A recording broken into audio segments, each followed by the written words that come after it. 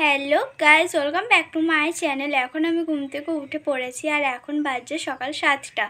আজও আমি ভেবেছিলাম কলেজ যাব, কিন্তু আজ আমার যাওয়াটা ক্যান্সেল হয়ে যায়। আসলে আমাদের কলেজে আজ একটা প্রোগ্রাম আছে। আমাদের কলেজের স্টুডেন্টরা যার যেটা ট্যালেন্ট আছে সেই নিয়ে একটা করে স্টল বসাবে। আমিও ফার্স্টে ভেবেছিলাম আমি মেহেন্দির স্টল দেবো, কিন্তু তারপর মনে হলো না, লাভ হবে না, তাই আমি আর স্টল বসাইনি। তো আমি ভেবেছিলাম তোমাদেরকে সেটাই আজকে দেখাবো যে কী কী স্টল বসছে না বসছে।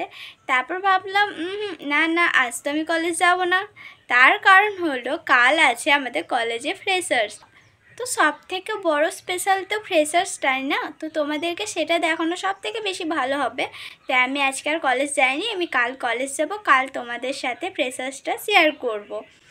এবার তোমরা ভাবতেই পারো যে দুদিনই তো কলেজ যেতে পারতে। আসলে আমার কলেজটা অনেকটাই দূর, প্রায় 2 থেকে 2.5 ঘন্টা লেগে যায় যেতে, তাই অনেকটা আমি টায়ার্ড হয়ে পড়বো। তো চলো, আজ আমি বাড়িতেই আছি, বাড়িতে আমি কি করছি না করছি সবটা তোমাদের সাথে শেয়ার করব।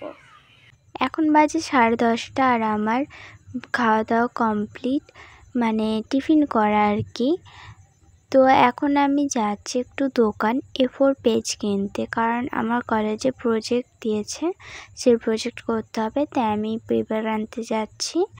এখানে একটা দোকান আছে, ওখানে পেপারের দামটা একটু কম, 2 টাকায় 3টে পেজ দেয়। তো আমি ওখানেই যাব, যদি ওখানে না পাই তখন অন্য দোকান থেকে নিতে হবে। আর ওই একটাই দোকান আছে যেটায় 2 টাকায় 3টে পেজ দেয়, বাকি দোকানগুলোতে 1 টাকায় একটা পেজই দেয়, মানে একটা পেজের দাম 1 টাকায়। তো চলো, আমি এসে গেছি এই দোকানটাতে। আর যাই হোক, পেপার আছে, আমি পেপার নিয়ে নিচ্ছি। এখানে কাকিমা পেপার বার করে দিল আমাকে। এটা হলো একটা স্টেশনারি দোকান, কিন্তু এখানে যেহেতু জেরক্স হয় তাই এখানে পাওয়া যায় পেপারটা, আর এই দোকানেই দামটা কম। তো আমি এখানে 4 টাকার পেপার নিয়ে নিয়েছি। তো চলো এবার বাড়ি যাওয়া যাক। আর হ্যাঁ, 2টো পেনও নিয়েছিলাম। বাড়ি আসার পর জল ভরে তারপর আমি লেগে যাই ঘর বাগাতে। আসলে এই তাকটা একটু অগোছালো হয়েছিল, অনেক দিন ধরে ভাবছিলাম যে বাগাবো, কিন্তু বাগানো সম্ভব হয়ে ওঠেনি। আর হ্যাঁ, এখানে কিন্তু আমার ক্যামেরাটা একটু ভুল হয়েছে, আমি ভুলবশত ক্যামেরাটা লম্বা লম্বা স্ট্যান্ড দিয়েছিলাম। তো যাই হোক, দেখলাম যে এত কষ্ট করে ভিডিওটা বানিয়েছি, ভিডিওটা দেব না, তাই দিয়েই দিলাম। একটু এডিটিংয়ে ভুল হলো। তো আমি যেটা বলছিলাম, অনেক দিন ধরে ভাবছিলাম বাগাবো, কিন্তু বাগানো হচ্ছিল না, কলেজও থাকতো, আবার অনেক সময় ঘরে থাকাকালীনও মনে হতো না থাক, পরে করব করে করা হয়ে ওঠেনি।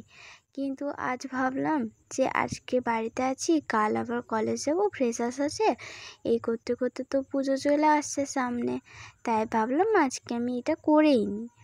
দিয়ে আমি লেগে পড়েছি কাজ করতে। তো দেখো, আমি এখানটা বাগিয়ে নিচ্ছি আস্তে আস্তে। এই দাগটা বাগানোর পরেও আমার আরেকটা টেবিল আছে, সেটাও আমি বাগাচ্ছিলাম।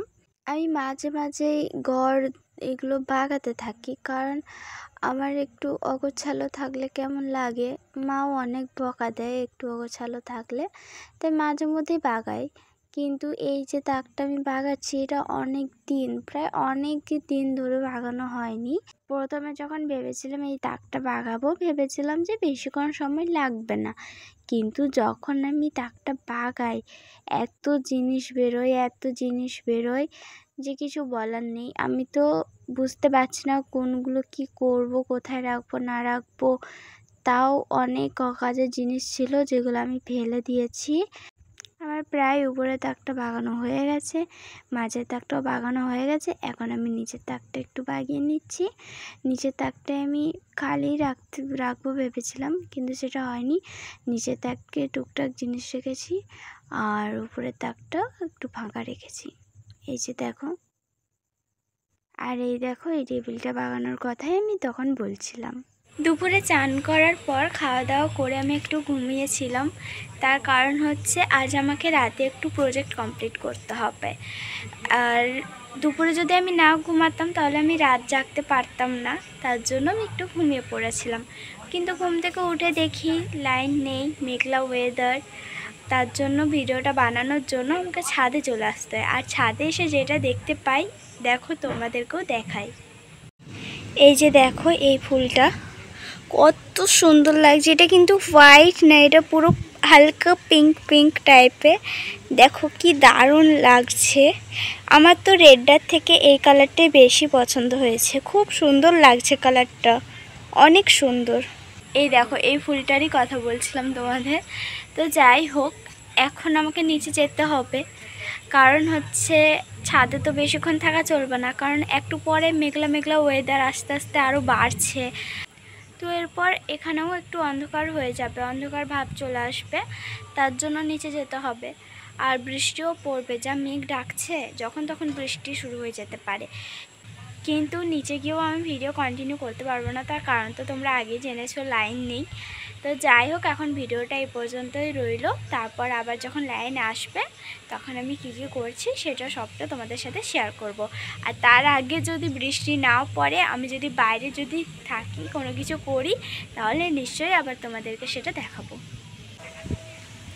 এখন একটু একটু ছোট্ট ছোট্ট দানার মতন বৃষ্টি পড়ছে। তো যাই হোক, এখনই আমাকে যত জামা কাপড় এখানে মেলা আছে সব তুলে নিতে হবে, না তো এই ছোট্ট ছোট্ট দানা থেকেই কখন যে অনেক জোর বৃষ্টি চলে আসবে বুঝতেই পারবো না। আর মেঘ তো ডাকছেই। তো চলো আমি জামা কাপড়গুলো তুলে নিই। এখন সন্ধ্যে 7টা, আর এখন আমাদের এখানে ঠাকুর বিসর্জন হচ্ছে। এই যে দুটো ঠাকুর গেল পরপর। বিকালে তো লাইন চলে গেছিলো, তারপর তো আস্তে আস্তে অন্ধকারও হয়ে গেছিলো, আমি আর ভিডিও শ্যুট করিনি।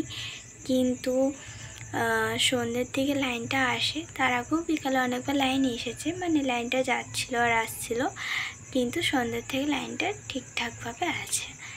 কিন্তু ব্যাপার হলো, আমি যে বলেছিলাম তোমাদের আজ রাতে আমি প্রজেক্ট করব, আসলে একটা প্রবলেম হয়ে যায়। ম্যাম তো কোয়েশ্চেন দিয়ে দিয়েছে, কিন্তু ওটা অ্যান্সারটা নিয়ে আমি একটু কনফিউজে আছি এখনও। তো ওটা আমি আগে কনফার্ম হই, তারপর আমি প্রজেক্টটা স্টার্ট করব। আজকে আমি খাওয়া দাওয়া করে নিয়েছি, এখন আমি ঘুমাতে যাব, কারণ কাল হচ্ছে ফ্রেশার্স, আমাকে জলদি করে উঠতে হবে, রেডি হতে হবে।